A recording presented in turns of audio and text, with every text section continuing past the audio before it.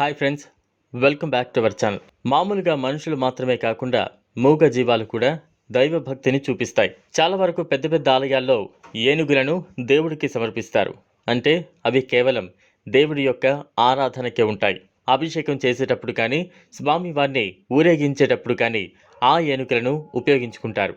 అలానే ఇటీవల కాలంలో పాములు శివాలయంలోకి ప్రవేశించడం, కోతులు ఆంజనేయ స్వామి ఆలయంలోకి ప్రవేశించడం, చేతులెత్తి మొక్కడం ఇలాంటివన్నీ తరచూ వింటూ ఉంటాం.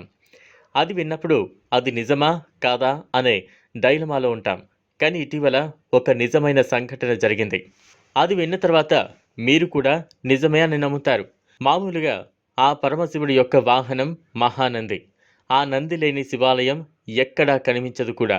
శివుడు ఉన్నాడు అంటే ఎదురుగా నంది ఉండాల్సిందే. ఇక కర్ణాటకలోని కొంతమంది ప్రజలు నందీశ్వరునికి కూడా ఆలయాలు నిర్మించి పూజిస్తూ ఉంటారు. బసవేశ్వరుడు అనే నామంతో రైతులు ప్రత్యేకంగా పూజలు జరిపిస్తారు కూడా. అలానే ఆవులు అంటే గోమాతలను కూడా మన సంప్రదాయంలో పూజిస్తాం. అలా కర్ణాటకలోని ఒక మురుగన్ ఆలయంలో ఈ అరుదైన సంఘటన జరిగింది. ఆ ఆలయానికి వదిలేసిన ఒక ఆవు రోజు ఆలయం సమీపంలోని తిరుగుతూ చుట్టుపక్కల ఉన్న పచ్చగడ్డిని మేస్తూ అక్కడే ఉంటూ ఉండేది. ఒకరోజు అనుకోకుండా ఆ ఆవు ఆలయంలోకి వచ్చి ఆ కాలభైరవుణ్ణి దర్శించుకుని గర్భగుడి చుట్టూ ప్రదక్షిణాలు చేసి బయటకు వెళ్ళింది. ఇదంతా అక్కడే ఉన్న ఆలయ పూజారి చూస్తూ ఉన్నారు.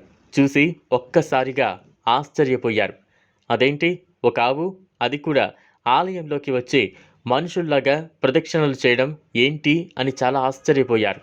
అప్పుడప్పుడు ఇలాంటి సంఘటనలు జరిగినప్పుడే దేవుడు నిజంగా ఉన్నారని మనం గుర్తు చేసుకోవాల్సి వస్తోంది.